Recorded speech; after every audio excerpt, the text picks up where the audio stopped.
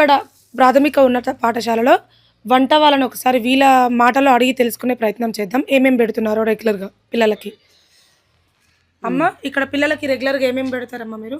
మంగళవారం జావ పోస్తాం, శనివారం జావ పోస్తాం, బేస్తవారం, సోమవారం కిచిడి, బేస్తవారం ఏమో వెజ్ బిర్యానీ, వెజ్ బిర్యానీ, బుధవారం గుడ్డు, శుక్రవారం గుడ్డు, సోమవారం గుడ్డు పెడతాం.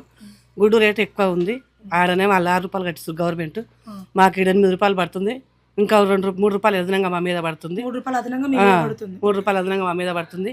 మాకు గ్యాస్ లేదు. గ్యాస్ కూడా ప్రభుత్వం కొంచెం సాయం చేయాలని మేము కోరుకుంటున్నాం.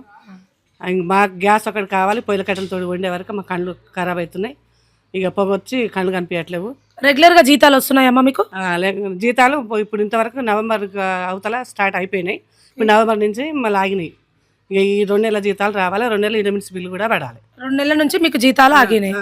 విటమిన్స్ బిల్లు కూడా 2 నెలల సంది ఆగింది. విటమిన్స్ బిల్లు కూడా 2 మంత్స్ నుంచి ఆగింది. 2 మంత్స్ నుంచి ఇప్పుడు విటమిన్స్ బిల్లు రాలే, జీతాలు రాలి. గవర్నమెంట్ నుంచి ఏం కోరుకుంటారు? మాకు గ్యాస్ కావాలి. గ్యాస్ కావాలి.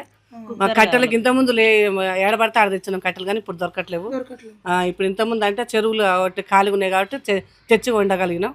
ఇప్పుడు చెరువు మొత్తం అన్ని పూటకాలు తీసి ఇక నీళ్ళు వాటర్ ఉంది కాబట్టి మాకు కట్టెలకు చాలా ఇబ్బంది ఉంది. గవర్నమెంట్ నుంచి మేము గ్యాస్ కావాలని కోరుకుంటున్నాం. అది చూసారు కదండి. ఇక్కడ వీళ్ళకి కట్టెల పొయ్యి మీద ఉండడం వల్ల కళ్ళకు ప్రాబ్లం వస్తుందంట. సో వీళ్ళకి గవర్నమెంట్ నుంచి గ్యాస్ కావాలని అడుగుతున్నారు. గవర్నమెంట్ నుంచి ఎగ్గుకి 6 రూపీసే కట్టిస్తారంట. కానీ వీళ్ళ దగ్గర ఇక్కడ ఎగ్ కాస్ట్ 8 రూపీసే వచ్చేసింది. వీళ్ళకి జీతాలు 2 మంత్స్ నుంచి రావట్లేవంట. చాలా ఇబ్బంది పడుతున్నారు. గవర్నమెంట్ స్పందించాలని కోరుకుంటున్నాం.